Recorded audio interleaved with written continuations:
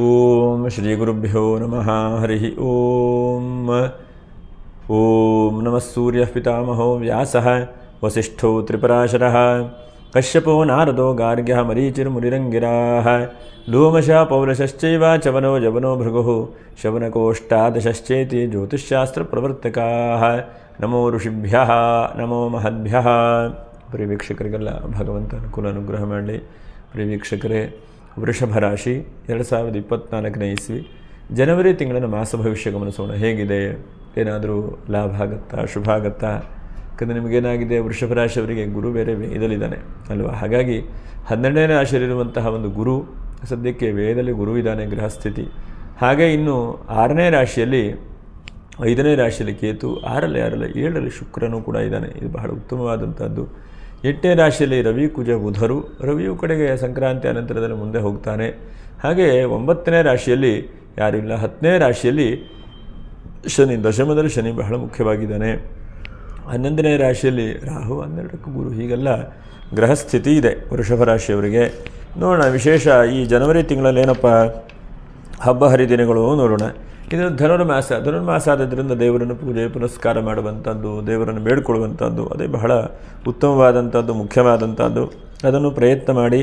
ಇನ್ನು ನಮಗೆ 4ನೇ ತಾರೀಕಿಗೆ ಕಾಲಭೈರವಾಷ್ಟಮಿ ಇದೆ. ಹಾಗಾಗಿ ಇದು ವಿಶೇಷವಾದಂಥದ್ದು, ಪೂಜೆ ಪುನಸ್ಕಾರ ಮಾಡುವಂಥದ್ದು. ಹಾಗೆ 11ನೇ ತಾರೀಕಿಗೆ ಎಳ್ಳು ಜಯಂತಿ ಅಥವಾ ಎಳ್ಳು ಅಮಾವಾಸ್ಯೆ ಎಂಬುದಾಗಿ ಹೇಳ್ತೇವೆ. ವಿಶೇಷವಾಗಿ ಇದು ಕೇತು ಸಂಬಂಧವಾದಂತಹ ಒಂದು ಪೂಜೆ ಪುನಸ್ಕಾರಗಳನ್ನು ಮಾಡುವಂಥದ್ದು. ಆ ದಿವಸವೂ ಕೂಡ ಏನಾದರೂ ಪೂಜೆ ಪುನಸ್ಕಾರಗಳನ್ನು ಮಾಡಿ ಶುಭವಾಗುವಂತಹ ದಿವಸ ಇದೆ. ಇನ್ನು 11ನೇ ತಾರೀಕು ಅಮಾವಾಸ್ಯೆ ಆಯಿತು. ಇನ್ನು ನಮಗೆ ಸಿಗುವಂಥದ್ದು 15ನೇ ತಾರೀಕಿಗೆ ನೋಡಿ ಸಂಕ್ರಾಂತಿ, ಅಂದರೆ ಮಕರ ಸಂಕ್ರಾಂತಿ. ಉತ್ತರಾಯಣ ಪುಣ್ಯಕಾಲವೂ ಕೂಡ ಇದೆ. ಬೆಳಗ್ಗೆ 8:27 ಮೇಲೆ, 8:27 ಮೇಲೆ ಉತ್ತರಾಯಣ ಪುಣ್ಯಕಾಲ ಆರಂಭ ಆಗುತ್ತೆ. ಇನ್ನು 16ನೇ ತಾರೀಕಿಗೆ ತುಳುವ ಷಷ್ಠಿ ಇದೆ. 21ಕ್ಕೆ ಸರ್ವೇಶಾಂ ಏಕಾದಶಿ ಇದೆ. ಇನ್ನು 24ನೇ ತಾರೀಕು ಶಾಕಂಭರಿ ವ್ರತ. 25ಕ್ಕೆ ಬನದ ಹುಣ್ಣಿಮೆ ಮತ್ತು ಸತ್ಯನಾರಾಯಣ ಸ್ವಾಮಿ ಪೂಜೆ ಮಾಡುವಂಥದ್ದು. ಮತ್ತು ಬನಶಂಕರಿ ದೇವಿಯನ್ನು ವಿಶೇಷವಾಗಿ ಪೂಜೆ ಪುನಸ್ಕಾರಗಳನ್ನೆಲ್ಲ ಮಾಡುವಂತಹ ಒಂದು ಶುಭವಾದಂಥ ದಿವಸ ಇದೆ. ಇನ್ನು ನಿಮಗೆ 29ಕ್ಕೆ ಸಂಕಷ್ಟರ ಚತುರ್ಥಿ. 30ನೇ ತಾರೀಕು ತ್ಯಾಗರಾಜರ ಆರಾಧನೆ ಇದೆ. ಇದೆಲ್ಲ ಮಾಡುವಂತಹದ್ದು, ಒಳ್ಳೊಳ್ಳೆ ಕೆಲಸಗಳನ್ನು ಮಾಡಿ ನೋಡೋಣ. ವೃಷಭ ರಾಶಿಯವರಿಗೆ ಹೇಗಿದೆ ಬಹಳ ಮುಖ್ಯವಾಗಿ ಗಮನಿಸುವಂಥದ್ದು ನೋಡಿ. ಕೃತಿಕಾ ನಕ್ಷತ್ರ 2, 3, 4ನೇ ಪಾದ ಕೃತಿಕಾ ನಕ್ಷತ್ರ ಆಯಿತು. ಇನ್ನು ರೋಹಿಣಿ ನಕ್ಷತ್ರ 4 ಪಾದಗಳು. ಇನ್ನು ಮೃಗಶಿರ ನಕ್ಷತ್ರ 1, 2ನೇ ಪಾದದವರು. ಇವರು ವಿಡಿಯೋ ಮುಗಿಯುವವರೆಗೂ ಕೂಡ ನೋಡ್ತಾ ಇರಿ. ನಕ್ಷತ್ರ ಪರಿಹಾರಗಳನ್ನು ಕೂಡ ಹೇಳೋಣ. ಯಾಕಂದರೆ ನಿಮಗೇನಾಗಿದೆ, ವೃಷಭ ರಾಶಿಯವರಿಗೆ ಇಲ್ವಾ ಅಂತ ಹೇಳಿದ್ರೆ ಇದೆ, ಕೆಲವೊಂದಲ್ಲಿ ಹೆಚ್ಚಿನದಾದಂಥ ಅಭಿವೃದ್ಧಿ ಆಗ್ತಾ ಇದೆ. ಆದರೂ ಕೂಡ ಯಾವುದೋ ಒಂದು ಸ್ವಲ್ಪ ಚಿಂತೆ, ಟೆನ್ಷನ್ನು ಬಹಳ ಮುಖ್ಯವಾಗಿ ನಿಮ್ಮಲ್ಲೇ ಇದೆ. ನೋಡೋಣ ವೃಷಭ ರಾಶಿಯವರಿಗೆ ಏನೇನು ಬದಲಾವಣೆ ಅಥವಾ ಶುಭವಾಗುತ್ತಾ ಎಂಬಂತಹ ಎಲ್ಲ ವಿಷಯಗಳನ್ನು ಕೂಡ ನಾವು ತಿಳ್ಕೊಳ್ಳುವಂತಹ ಒಂದು ಪ್ರಯತ್ನ ಮಾಡೋಣ. ನೋಡಿ, ಒಂದನೇದಾಗಿ ಗುರು 12ನೇ ರಾಶಿಯಲ್ಲಿ ವೇದಲ್ಲಿದ್ದಾನೆ. ಆದರೆ ಶುಕ್ರ 7ಮ ರಾಶಿಯಲ್ಲಿದ್ದಾನೆ. ಬಹಳ ಉತ್ತಮವಾದಂಥದ್ದು. ಶುಕ್ರನೇ ನಿಮ್ಮ ರಾಶಿಯನ್ನು ನೋಡ್ತಾ ಇದ್ದಾನೆ. ರಾಶ್ಯಾಧಿಪತಿ ಶುಕ್ರ ಒಂದೇ ನೀವು ಬಲಿಷ್ಠವಾಗಿ ಅನುಕೂಲ ಮಾಡುವಂಥವನು. ನಮ್ಮನ್ನು ಶನಿಯೂ ಕೂಡ ಸ್ವಲ್ಪ ಬಲಿಷ್ಠವಾಗಿ ಅನುಗ್ರಹ ಮಾಡುವಾಗಿದ್ದಾನೆ. ಪಂಚಮದ ಕೇತುವು ಕೂಡ ಈ ತಿಂಗಳಲ್ಲಿ ಸ್ವಲ್ಪ ಪರವಾಗಿಲ್ಲ. ಇನ್ನು ಕುಜ, ಬುಧ, ರವಿ ಅಂತಹ ಹೆಚ್ಚಿನದಾದಂಥ ಅಭಿವೃದ್ಧಿ ಕಡೆಗೆ ಬರುವ ಹಾಗೆ ಇಲ್ಲ. ಆದರೂ ಕೂಡ ಎಲ್ಲೋ ಒಂದು ಕಡೆಗೆ ನಿಮಗೆ ಆ ದೇವರು ಯಾವ ಥರ ಕೈ ಹಿಡಿತಾ ಇದ್ದಾನೆ ಅಂತಂದರೆ, ವೃಷಭ ರಾಶಿಯವರಿಗೆ ಇನ್ನೇನು ನನಗೆ ಕೆಲಸವೇ ಆಗುವುದಿಲ್ಲ ಅಥವಾ ಇನ್ನೇನು ನನಗೆ ಸಿಗುವುದೇ ಇಲ್ಲ, ಇಂತಹ ಒಂದು ಸಮಸ್ಯೆಗಳು, ಚಿಂತೆಗಳಿದ್ದಾಗ ಆ ಭಗವಂತನು ಮುಳುಗುವಂಥವನಿಗೆ ಹುಲ್ಲುಕಡ್ಡೆ ಆಸರೆ ಎಂಬುದಾಗಿ ಹೇಳ್ತಾರೆ. ಅದೇ ತರಹ ನಿಮಗೂ ಎಲ್ಲೋ ಒಂದು ಕಡೆಗೆ ಆ ಭಗವಂತ ನಿಮ್ಮನ್ನು ಎತ್ತುತ್ತಾ ಇದ್ದಾನೆ, ಕೈ ಹಿಡಿತಾ ಇದ್ದಾನೆ, ಮೇಲೆಗಡೆ ಕರ್ಕೊಂಬರ್ತಾ ಇದ್ದಾನೆ. ಇಲ್ಲ ಅಂತಂದರೆ ನೀವು ತುಂಬ ಸಮಸ್ಯೆಗೆ ಬಿಡಬೇಕಿತ್ತು. ನೋಡಿ, ಹಾಗಂತ ಹೇಳಿ ನೋಡ್ಲಿಕ್ಕೆ ಹೋದರೆ ನಿಮ್ಗಂಥ ದೊಡ್ಡದ ರೀತಿಯಾದಂಥ ಅವಘಡಗಳಾಗಲಿಲ್ಲ. ಆದರೂ ಇದ್ದಲ್ಲೇ ರಿಪಿ ಇದ್ದಲ್ಲೇ ಕಿರಿಕಿರಿ. ಚೆಕ್ ಕೊಡ್ತಾರೆ, ಚೆಕ್ ಬೋನಸ್ ಆಗುತ್ತೆ.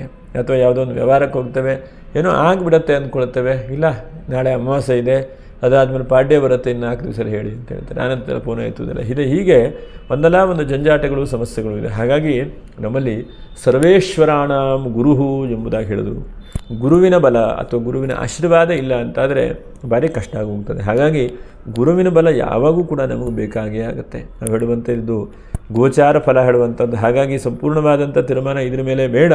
ಇನ್ನು ನೀವು ಬೇರೆ ಎಲ್ಲ ರೀತಿಯ ದಶಾಭುಕ್ತಿಗಳು ಜಾತಕ ವಿಶ್ಲೇಷಣೆಗಳನ್ನು ಬಹಳ ಮುಖ್ಯವಾಗಿ ಗಮನಿಸಿ ನೋಡೋಣ ಏನೇನು ಶುಭ ಫಲಗಳಾಗುವಂಥ ಸಾಧ್ಯತೆಗಳಿದೆ ಹೇಳೋದನ್ನು ನೋಡೋಣ. ಒಂದನೇದಾಗಿ ನೋಡಿ, ನಿಮಗೆ ಗುರುಬಲ ಇಲ್ಲ. ಹಾಗಾಗಿ ಎಷ್ಟೋ ಜನಕ್ಕೆ ಗುರುವಿನ ಬಲ ಕುಜನ ಬಲ ಎರಡೂ ಇಲ್ಲದೇ ಇದ್ದಾಗ ಶುಕ್ರನ ಬಲ ಬಂದಾಗ ವಿವಾಹ ಆಗುತ್ತೆ ಎಂಬುದಾಗಿ ಹೇಳ್ತೇವೆ.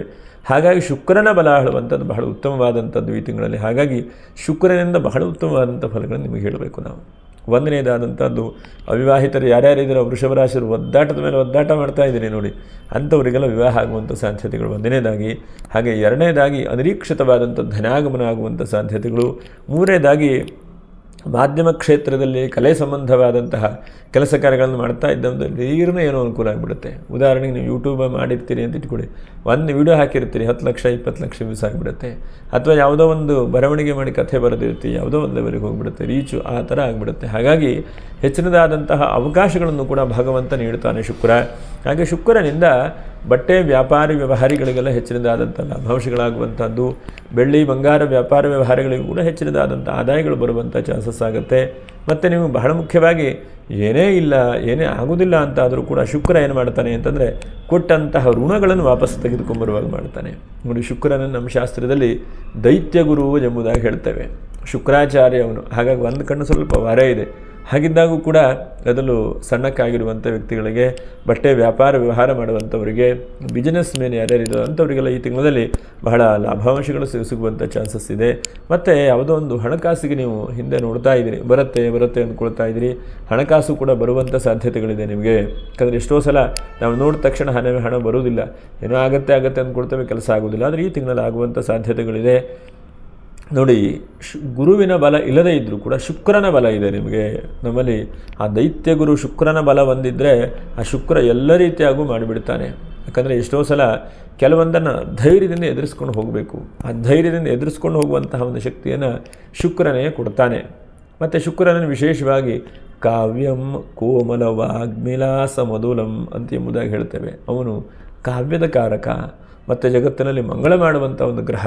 ಅದರ ಜೊತೆಯಲ್ಲಿ ನಿಮಗೆ ಏನೇನು ಬೇಕಾಗುತ್ತೋ, ಉದಾಹರಣೆಗೆ ಮನೆಗೆಲ್ಲ ಪೇಂಟಿಂಗ್ ಮಾಡಿಸ್ಬೇಕು, ಪೇಂಟಿಂಗ್ ಮಾಡಲಿಕ್ಕೆ ಅವಕಾಶಗಳು ದುಡ್ಡು ಯಾವುದೋ ಮೂಲಕಲ್ಲಿ ಬರುತ್ತೆ.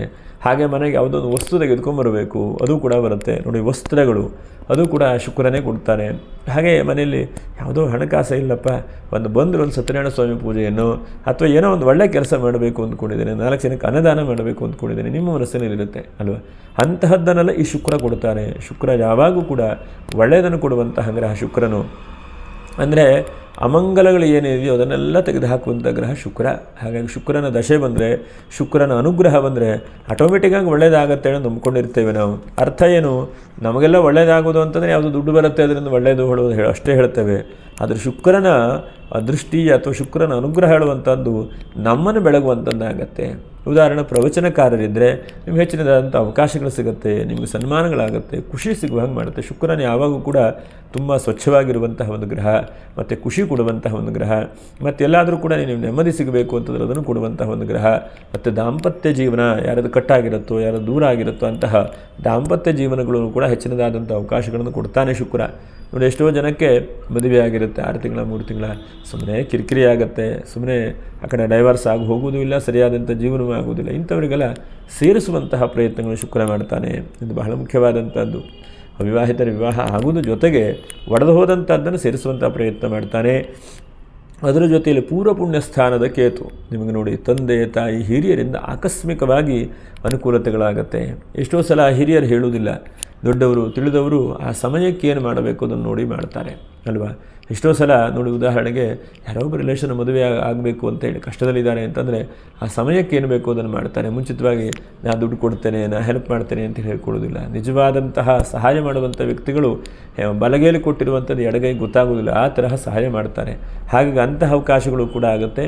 ಅದರ ಸಹಾಯ ಪ್ರತಿಯೊಬ್ಬರಿಗೂ ಒಬ್ಬರಿಂದ ಒಬ್ಬರ ಸಹಾಯ ಆಗಲೇಬೇಕು. ಪರಸ್ಪರಂ ಭಾವಜಂತಹ ಶ್ರೇಯ ಮಮಾಪ್ಸಥ. ಒಬ್ಬನೇ ಜಗತ್ತು ಜೀವನದ ಇರಲಿಕ್ಕಾಗೋದಿಲ್ಲ. ಅದಕ್ಕೆ ಶಾಸ್ತ್ರ ಕುಗ್ರಾಮ ವಾಸ ಅಂತಂದ್ರೆ ಎಲ್ಲೋ ಒಂದು ಕಡೆಗೆ ಹೋಗಿ ಇರಲಿಕ್ಕಾಗೋದಿಲ್ಲ, ಜನರ ಮಧ್ಯದಲ್ಲೇ ಇರಬೇಕಾಗತ್ತೆ.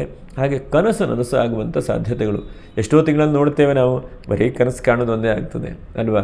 ಏನೂ ನನಸಾಗುವುದಿಲ್ಲ, ಬಹಳ ಖರ್ಚಾಗತ್ತೆ, ಬಹಳ ಉಪಯೋಗ ಆಗೋದಿಲ್ಲ. ಹಾಗಾಗಿ ನನಸಾಗುವಂಥ ಸಾಧ್ಯತೆಗಳು, ಮತ್ತು ನೀವು ಬೆಳಗ್ಗೆ ಎದ್ದ ತಕ್ಷಣ ನಿಮಗೆ ಕನಸು ಬೀಳುವಂಥ ಸಾಧ್ಯತೆಗಳು ಅಥವಾ ನಿಮಗೆ ಯೋಚನೆಗಳು ಶಕುನ ಶಾಸ್ತ್ರದ ಮೂಲಕವಾಗಿ ಬಹಳ ಶುಭವಾಗುವಂಥದ್ದು. ಬೆಳಗ್ಗೆ ಎದ್ದಿರ್ತೀರಿ, ಏನೋ ಮನಸ್ಸಲ್ಲಿ ಯೋಚನೆ ಮಾಡ್ತೀರಿ, ಪಲ್ಲಿ ಚುಚ್ಚಾಗುತ್ತೆ, ಮತ್ತು ಎಲ್ಲೋ ಒಂದು ಕಡೆ ಹೋಗಿರ್ತೀರಿ, ಇನ್ನೊಂದು ನೀರಿನ ಕೊಡವೋ ಬಿಂದಿಗೆ ಎದುರುಗಡೆ ಆಗುತ್ತೆ. ಹೀಗೆ ಶಕುನಶಾಸ್ತ್ರದಲ್ಲಿ ಅನೇಕ ಒಳ್ಳೆಯ ಶಕುನಗಳನ್ನೆಲ್ಲ ಹೇಳಿದ್ದಾರೆ ಅಲ್ವಾ. ಅಂತಹ ಶಕುನಗಳು ನಿಮಗೆ ನಡೆಯುವಂಥದ್ದು, ಅದರಿಂದ ಒಳ್ಳೆಯದಾಗುವಂಥ ಸಾಧ್ಯತೆಗಳಾಗುತ್ತೆ. ಮತ್ತು ವ್ಯಾಜ್ಯ ನೋಡಿ, ಶುಕ್ರನ ಬಹಳ ಮುಖ್ಯವಾಗಿ ಯಾವುದೊಂದು ಬಿಸ್ನೆಸ್ ಪಾರ್ಟ್ನರಾಗಿ ವ್ಯವಹಾರಗಳನ್ನು ಮಾಡ್ತಾ ಇದ್ದೀರಿ, ಅಂತಹ ಆ ವ್ಯಾಜ್ಯಗಳು ಕಿರಿಕಿರಿಗಳು ಸುಮ್ಮನೆ ಪಾರ್ಟ್ನರಾಗಿ ಸರಿಯಾಗಿ ಮಾಡ್ಕೊಳ್ಳುವಾಗಿದ್ದರೆ ಪಾರ್ಟ್ನರ್ ಮಾಡಬೇಕು. ಇದು ಸರಿಯಾಗಿ ಆಗದೆ ನಿಮಗೆ ಅಡಬಿಡಂಗೆ ಆಗಿ ಅರ್ಧಂಬರ್ಧವಾಗಿ ನಿಂತಿದೆ, ಅಂತಹ ಒಂದು ಕೆಲಸಗಳು ಇತ್ಯರ್ಥವಾಗಿ ಮುಂದೆ ಹೋಗುವಂಥ ಸಾಧ್ಯತೆಗಳಾಗುತ್ತೆ. ಮತ್ತು ಅದರ ಜೊತೆಯಲ್ಲಿ ದುಃಖಗಳನ್ನು ಕೂಡ ಅನುಭವಿಸುವಂಥದ್ದಿದೆ ಒಂದು 5 ವಿಷಯದಲ್ಲಿ ಜಾಗ್ರತೆ. ಯಾವ್ಯಾವ ವಿಷಯಪ್ಪ ಅಂತಂದರೆ, ಒಂದನೇದು ರವಿ, ಕಣ್ಣಿನ ಸಂಬಂಧವಾದಂಥ ತೊಂದರೆ ತಾಪತ್ರೆಗಳು. ಎರಡನೇದು ತಂದೆ ತಾಯಿಯ ವಿಷಯದಲ್ಲಿ ಸ್ವಲ್ಪ ಜಾಗ್ರತೆ ವಹಿಸ್ಕೊಳ್ಬೇಕು. ನೀವು ಇತಮಿತಿಯಾಗಿ ಏನು ಹೇಳಬೇಕು ಮಾಡಬೇಕು. ಯಾಕಂದರೆ ಹಿರಿಯರ ಹತ್ರ ನಾವು ಆದಷ್ಟು ವಿನಯವಾಗಿ ನಡ್ಕೊಳ್ಳುವಂತಹ ಪ್ರಯತ್ನ, ಪ್ರತಿಯೊಬ್ಬರು ನಾನು ನೀವು ಅಂತಲ್ಲ, ಪ್ರತಿಯೊಬ್ಬರು ಮಾಡುವಂಥದ್ದನ್ನು ಮಾಡಬೇಕು. ಅದನ್ನು ಜಾಸ್ತಿ ರೂಢಿಸ್ಕೊಳ್ಬೇಕು, ಇಲ್ಲ ತಂದೆ ತಾಯಿಗಳು ಬೇಸರ ಆಗುವಂಥ ಸಾಧ್ಯತೆಗಳಾಗುತ್ತೆ. ಹಾಗೆ ಅನಂತರದಲ್ಲಿ ಏನೋ ಒಂದು ಸ್ವಲ್ಪ ನಿಮ್ಮದು ನಂದು ಅಂಥೇಳಿ ಮನೆಯಲ್ಲಿ ಯಾವತ್ತೂ ಕೂಡ ಹೇಳಬಾರ್ದು. ಯಜಮಾನ ನಮ್ಮದು ಅಂತೇಳಿ ಹೇಳಬೇಕು. ಹೆಂಡತಿಯು ಕೂಡ ನನ್ನದು ಅಂತ ಹೇಳಬಾರ್ದು, ನಮ್ಮದು ಅಂತ ಹೇಳಬೇಕು. ನನ್ನದು ಅಂತ ಹೇಳ್ತಾ ಇದ್ದರೆ ಅಲಕ್ಷ್ಮಿ ಬರ್ತದೆ ಹೇಳ್ತದೆ ಶಾಸ್ತ್ರದಲ್ಲಿ. ಈ ಅಹಂಕಾರ, ನಾನು ಮಾಡಿದ್ದು, ನನ್ನದೇ, ನನ್ನಿಂದಲೇ ಎಲ್ಲದೂ ಆಗಿದೆ ಹೇಳುವಂಥ ಭಾವನೆಯನ್ನು ಯಾರೂ ಕೂಡ ಹೇಳಬಾರದು. ಹಾಗಾಗಿ ಆದಷ್ಟು ಅಹಂಕಾರಗಳನ್ನು ಕಡಿಮೆ ಮಾಡುವಂಥ ಪ್ರಯತ್ನವನ್ನು ಮಾಡಬೇಕು. ಸ್ವಲ್ಪ ನರದ ಸಂಬಂಧವಾದಂಥ ತೊಂದರೆ ತಾಪತ್ರೆಗಳು ಬರುವಂಥ ಚಾನ್ಸಸ್ಸು. ಮತ್ತು ದಿಢೀರ್ನ ಪ್ರಯಾಣಕ್ಕೆ ಅಂತ ಹೋಗ್ತೀರಿ, ಏನೋ ಸ್ವಲ್ಪ ಫುಡ್ ಪಾಯ್ಸನ್ ಆಗೋದು, ಇದ್ದಕ್ಕಿದ್ದಾಗ ಹೆಲ್ತ್ ಅಪ್ಸೆಟ್ ಆಗುವಂಥದ್ದು, ಯಾಕೋ ಸ್ವಲ್ಪ ತಲೆನೋವು ಬರುವಂಥದ್ದು ಏನಾಗುತ್ತೆ ನೋಡಿ. ವಾತಾವರಣಗಳು ಕೂಡ ನಮ್ಮ ಶರೀರಕ್ಕೆ ಸೆಟ್ ಆಗಬೇಕಾಗತ್ತೆ. ಒಬ್ಬೊಬ್ಬರಿಗೆ ಒಂದೊಂದು ತರಹ ವಾತಾವರಣಗಳು ಇಷ್ಟ ಆಗುತ್ತೆ, ಸೆಟ್ ಆಗುತ್ತೆ. ಎಲ್ಲರಿಗೂ ಒಂದೇ ವಾತಾವರಣಗಳಾಗಬೇಕು ಅಂತೇನಿಲ್ಲ. ಹಾಗಾಗಿ ಒಂದೊಂದು ಶುಭವಾದಂಥ ವಾತಾವರಣಗಳಲ್ಲಿ ಹೋದಾಗ ನಮಗೆ ಒಬ್ಬರಿಗೆ ಕೋಲ್ಡ್ ಜಾಸ್ತಿ ಆಗುತ್ತೆ, ಇನ್ನೊಬ್ಬರಿಗೆ ಹೀಟ್ ಆದರೆ ಒಳ್ಳೆಯದಾಗುತ್ತೆ, ಹೀಗೆಲ್ಲ ಇರುತ್ತೆ. ಹಾಗಾಗಿ ವಾತಾವರಣದ ಬಗ್ಗೆ ಸ್ವಲ್ಪ ಜಾಗ್ರತೆ ವಹಿಸ್ಕೊಳ್ಬೇಕು. ಮತ್ತು ಈ ತಿಂಗಳಲ್ಲಿ ನೀವು ಬಹಳ ಮುಖ್ಯವಾಗಿ ಒಂದು 3 ನೀವು ಮಾಡಲೇಬೇಕು. ಒಂದನೇದಾಗಿ ಮನಸ್ಸನ್ನು ಗೆಲ್ಲುವಂತಹ ಒಂದು ಪ್ರಯತ್ನ. ಯಾಕಂದರೆ ಪ್ರತಿಯೊಬ್ಬರೂ ಕೂಡ ಒಬ್ಬರಿಗೊಬ್ಬರು ವಿಶ್ವಾಸ, ಮನಸ್ಸು, ಪ್ರೀತಿ, ಭಾವನೆಯಿಂದ ಇರ್ತಾರೆ ಬಿಟ್ಟರೆ, ಇಲ್ಲಾಂದರೆ ಯಾರೂ ಜಗತ್ತಿನಲ್ಲಿ ಯಾರಿಗೂ ಇಲ್ಲ ಅಲ್ವ. ಹಾಗಾಗಿ ಮನಸ್ಸು ಗೆಲ್ಲುವಂತಹ ಒಂದು ಪ್ರಯತ್ನ. ಹಾಗೆ ಎರಡನೇದಾಗಿ ಬಹಳ ಮುಖ್ಯವಾಗಿ ದುಡ್ಡು ಈ ತಿಂಗಳಲ್ಲಿ ಬಹಳ ಬರುತ್ತೆ, ಆದರೆ ಖರ್ಚು ಮಾಡಲಿಕ್ಕೆ ಹೋಗಬಾರ್ದು. ಇದನ್ನು ನೀವು ಬಹಳ ಯೋಚನೆ ಮಾಡಬೇಕು. ಮೂರನೇದಾಗಿ ನಿಮಗೆ 5ನೇ ತಿಂಗಳ ಮೇ ಅನಂತರದಲ್ಲಿ ಗುರುವು ಕೂಡ ರಾಶಿಗೆ ಬಂದು ಕೂತ್ಕೊಳ್ತಾನೆ. ಹಾಗಾಗಿ ಮುಂದೆ ಬಹಳ ಉತ್ತಮವಾದಂಥ ಕೆಲಸ ಮತ್ತು ಫಲಿತಾಂಶ ಸಿಗಲಿಕ್ಕಿದೆ. ಈ ತಿಂಗಳಲ್ಲಿ ಚೆನ್ನಾಗಿ ಕೂತ್ಕೊಂಡು ಪ್ಲ್ಯಾನ್ ಮಾಡಬೇಕು. 2023 ಬಿಟ್ಟುಬಿಟ್ರೆ ನಿಮ್ಗೆ ಆಗಲೇ ಇಲ್ಲ ಅಂತ ಇಟ್ಕೊಳ್ಳಿ. ಯಾಕಂದರೆ ಗುರುವು ಕೂಡ ವೇಗ ಬಂದ ಒಂದು ಹಂತಕ್ಕೆ ನಿಮಗೆ ಸಿಕ್ಕಿತು ಅಂತ ಆಯಿತು, ಅದು ಸರಿಯಾಗಿ ಸಿಕ್ಕಲಿಲ್ಲ. ಆದರೆ ಈ ತಿಂಗಳಲ್ಲಾದರೂ ಕೂಡ ಈ ಒಂದು 11 ತಿಂಗಳ ಮುಂದೆ ಬರುವಂಥ ತಿಂಗಳ ಪ್ಲ್ಯಾನು, ಪ್ರಯತ್ನ ಎಲ್ಲ ಮಾಡ್ಕೊಂಡು ಹೋಗಬೇಕು. ಆವಾಗ ಮಾತ್ರ ಶುಭವಾಗುತ್ತೆ. ನಾವು ಪ್ಲ್ಯಾನ್ ಇಲ್ಲದೇ ಇದ್ದರೆ ಯಾವುದೂ ಆಗೋದಿಲ್ಲ. ಈ ತಿಂಗಳದಲ್ಲಿ ಫೌಂಡೇಶನ್ ಹಾಕಿ, ಚೆನ್ನಾಗಿ ಫೌಂಡೇಶನ್ ಹಾಕಿ, ಈ ಥರ ಕೆಲಸ ಮಾಡ್ತೇನೆ, ಈ ಥರ ಎಲ್ಲ ಪ್ಲ್ಯಾನ್ ಮಾಡ್ತೇನೆ, ಈ ಥರ ಪ್ರಾಜೆಕ್ಟ್ ಮಾಡ್ತೇನೆ, ಈ ತಿಂಗಳಲ್ಲಿ ಇಷ್ಟಿಷ್ಟು ರೀತಿಯಾದಂಥ ಕೆಲಸಗಳನ್ನು ಮಾಡ್ತೇನೆ. ಇನ್ನೊಂದು ಬಹಳ ಮುಖ್ಯವಾದಂಥ ಸೂಚನೆ ಏನಂತಂದರೆ, ಶುಕ್ರನು ನೂತನವಾದಂಥ ಕೆಲಸಗಳನ್ನು ಕೂಡ ಆರಂಭ ಮಾಡಲಿಕ್ಕೆ ಅವಕಾಶ ಕೊಡ್ತಾನೆ. ಮತ್ತು ಭಾಗ್ಯದ ಶನಿ ಧೈರ್ಯ ಕೊಡ್ತಾನೆ. ನೀವು ಸೋಲಬೇಡಿ, ಸೋಲುವುದಿಲ್ಲ, ನಿಮ್ಮ ಕೈಲಿ ಎಲ್ಲ ಇದೆ ಹೇಳೋದನ್ನೆಲ್ಲ ಕೊಡ್ತಾನೆ. ಹಾಗಾಗಿ ಸ್ವಲ್ಪ ಪ್ರಯಾಣ ಮಾಡುವಾಗ, ಕಾಡಿನೆಲ್ಲ ಹೋಗುವಾಗ ಸ್ವಲ್ಪ ಯೋಚನೆ ಮಾಡಿಕೊಳ್ಳಿ. ಸ್ವಲ್ಪ ಹಾವೇನಾದ್ರು ಅಡ್ಡ ಬರುವಂಥದ್ದು ಅಥವಾ ಅಪಶಕನಗಳು ಅಥವಾ ಬೆಕ್ಕಿನ ಅಪಶಕನಗಳೆಲ್ಲ ಆದರೆ ಹೆಚ್ಚು ಹೋಗ್ಲಿಕ್ಕೆ ಹೋಗಬೇಡಿ. ಯಾಕಂದರೆ ಶಕುನಶಾಸ್ತ್ರಗಳು ಕೂಡ ಒಂದಂತಕ್ಕೆ ಉತ್ತಮವಾದಂಥ ಫಲಗಳನ್ನು ಕೂಡ ಕೊಡುತ್ತದೆ. ಅದು ಕೂಡ ಗಮನ ಇರಲಿ. ಇದಿಷ್ಟು ನಿಮಗೆ ಈ ತಿಂಗಳಲ್ಲಿ ಆಗುವಂತಹ ಒಂದು ಒಳ್ಳೆಯ ರೀತಿಯಾದಂತಹದ್ದು, ಕೆಟ್ಟ ರೀತಿಯಾದಂಥ ಫಲಿತಾಂಶ. ಇನ್ನು ನೋಡೋಣ ಈ ದಿವಸದಲ್ಲಿ ಯಾವುದಪ್ಪ ಅಂತಂದರೆ, ಒಂದು 3ನೇ ತಾರೀಕು ಬಹಳ ಪ್ರಶಸ್ತವಾಗಿದೆ. ಪೂಜೆ ಪುನಸ್ಕಾರಗಳನ್ನು ಮಾಡಿಕೊಳ್ಳಿ. ಸಪ್ತಮಿ ಇದೆ, ಬಹಳ ಚೆನ್ನಾಗಿದೆ.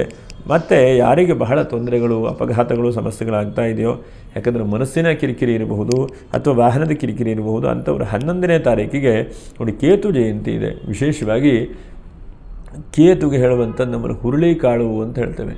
ಆ ಹುರುಳಿಕಾಳನ್ನು ಒಂದು 5 kg ಹುರುಳಿಕಾಳನ್ನು ರಾಹು ಗ್ರಹಕ್ಕೆ ಪೂಜೆ ಮಾಡಿಸಿ ಅಥವಾ ಏನಾದರೂ ಪ್ರಸಾದ ಮಾಡಲಿಕ್ಕೆ ಕೊಡುವಂತಹದ್ದಿದ್ರೆ ಕೊಡಿ. ಕೇತುಗೆ ವಿಶೇಷವಾಗಿ 11ನೇ ತಾರೀಕಿಗೆ ಮರ್ಯಾದೆ ಮಾಡಿ, ಅದರಿಂದವೂ ಕೂಡ ಶುಭವಾಗುತ್ತೆ. ಇನ್ನು ನಿಮಗೆ ಸಿಗುವಂಥದ್ದು ಇನ್ನು 17ನೇ ತಾರೀಕು ಕೂಡ ಉತ್ತರಾಭಾದ್ರ ನಕ್ಷತ್ರ ಚೆನ್ನಾಗಿದೆ. ಇನ್ನು ನಿಮಗೆ 25ನೇ ತಾರೀಕಿಗೆ ಬರದ ಹುಣ್ಣಿಮೆ ಇದೆ. ಏನಾದರೂ ಪೂಜೆ ಪುನಸ್ಕಾರಗಳನ್ನು ಮಾಡಿಕೊಳ್ಳಿ. ಈಗೆಲ್ಲ ಮಾಡ್ತಾ ಬಂದರೆ ಆಟೋಮೆಟಿಕ್ಕಾಗಿ ದೈವಾನುಗ್ರಹದಿಂದ ಭಗವಂತ ಎಲ್ಲೋ ಒಂದು ಕಡೆಗೆ ಎತ್ತುತ್ತಾನೆ. ಅದು ಶುಕ್ರ ಮಾತ್ರ ಬಹಳ ಸಂತೋಷ, ನೆಮ್ಮದಿ ಮತ್ತು ಮನಸ್ಸಿಗೆ ಬಹಳ ಉಲ್ಲಾಸಗಳನ್ನು ಕೂಡ ಶುಕ್ರ ಕೊಡ್ತಾನೆ. ಹಾಗಾಗಿ ಶುಕ್ರನ ಅನುಗ್ರಹವಾಗಲಿ. ಇನ್ನು ಕೃತಿಕಾ ನಕ್ಷತ್ರ 2, 3, 4ನೇ ಪಾದ ಏನು ಮಾಡಬೇಕು? ಎಷ್ಟು ಸಾಧ್ಯವಾಗುತ್ತೋ ಅಷ್ಟು ನೀವು ಸಂಧ್ಯಾಕಾಲದಲ್ಲಿ ಬಹಳ ಮುಖ್ಯವಾಗಿ ಗಮನಿಸಬೇಕು. ಸಂಧ್ಯಾಕಾಲದಲ್ಲಿ ಎಲ್ಲೇ ಇರಲಿ, ಹೇಗೆ ಇರಲಿ, ನೀವು ಒಳ್ಳೆಯದಾಗ್ತದೆ, ನನಗೆ ಹೆಚ್ಚಿನದಾದಂಥ ಅಭಿವೃದ್ಧಿನ ಭಗವಂತ ನೀಡ್ತಾನೆ, ಈ ಕೆಲಸದ ನನಗೆ ಸಕ್ಸಸ್ಫುಲ್ ಆಗೇ ಆಗುತ್ತೆ, ಅಥವಾ ಇಂತಹದ್ದು ಪ್ಲ್ಯಾನ್ ಮಾಡ್ತಾನೆ ಅಂಥೇಳಿ ನೀವು ಬಹಳ ಮುಖ್ಯವಾಗಿ ಸಂಧ್ಯಾಕಾಲದಲ್ಲಿ ಸ್ಮರಣೆ ಮಾಡ್ಕೊಳ್ಳಿ ಸಾಕು. ಸಾಮಾನ್ಯ ಒಂದು 5:30 to 6:30 ಅಂತ ಇಟ್ಕೊಳ್ಳಿ, ಒಂದು 10 ನಿಮಿಷವೋ 15 ನಿಮಿಷವೋ ಸಾಯಂಕಾಲದಲ್ಲಿ ನೀವು ಮನಸ್ಸಿನಲ್ಲಿ ಅದನ್ನು ತುಂಬಿಕೊಳ್ಳಿ. ನೀವು ಆ ತುಂಬುವ ಮಾತ್ರದಿಂದ ಬಹಳ ಹೆಚ್ಚಿನದಾದಂಥ ಅಭಿವೃದ್ಧಿ ಆಗುತ್ತೆ. ನೋಡಿ, ಎಷ್ಟೋ ಸಲ ನಾವು ನೋಡ್ತೇವೆ ವಿದ್ಯಾರ್ಥಿಗಳಿಗೆ ಇವನೇನೋ ಓದಲ್ಲ, ಇವನೇನೋ ಪ್ರಯೋಜನ ಇಲ್ಲ, ಯಾವುದಕ್ಕೂ ಉಪಯೋಗ ಇಲ್ಲ ಅಂತೆಲ್ಲ ಹೇಳಿಬಿಡ್ತಾರೆ. ಆದರೆ ಯಾರಿಗೂ ಹಾಗೆ ಹೇಳಲಿಕ್ಕೆ ಹೋಗಬೇಡಿ. ನಾವು ಆದಷ್ಟು ಅವರನ್ನು ನಿನಗೆ ಆಗತ್ತಪ್ಪ, ಈ ಥರ ಮೆಥಡಲ್ಲಿ ಮಾಡು, ಈ ಥರ ಮಾಡಿದಾಗ ನಿಮ್ಗೆ ಅದರಿಂದ ಅಭಿವೃದ್ಧಿ ಆಗ್ಬೋದು, ಅಥವಾ ಈ ದಾರಿಯಲ್ಲಿ ಹೋಗು, ಈ ಥರ ಓದು ಅಂತ ಹೇಳಿದಾಗ ಅವ್ರಿಗೆ ಖುಷಿ ಆಗುತ್ತೆ. ನೋಡು, ನಿನಗೆ ಇಷ್ಟು ಮಾರ್ಕ್ಸ್ ಬಂದಿದೆ, ಸ್ವಲ್ಪ ಪ್ರಯತ್ನ ಮಾಡಿ, ಎಷ್ಟು ನೀವು ಪಡ್ಕೊಂಬರ್ತೀವಿ, ಅಷ್ಟು ಬುದ್ಧಿವಂತ ಅಂದ ತಕ್ಷಣ ಮಕ್ಕಳಿಗೆ ಖುಷಿ ಆಗುತ್ತೆ. ಹಾಗಾಗಿ ಯಾರೇ ಇರಬಹುದು ಅವರನ್ನು ಎತ್ತುವಂತಹ ಪ್ರಯತ್ನವನ್ನು ಮಾಡಬೇಕು. ನೀವು ನಿಮ್ಮ ಮನಸ್ಸನ್ನು, ಶರೀರವನ್ನು ಎಲ್ಲ ಎತ್ತುವಂತಹ ಪ್ರಯತ್ನವನ್ನು ಮಾಡಿ.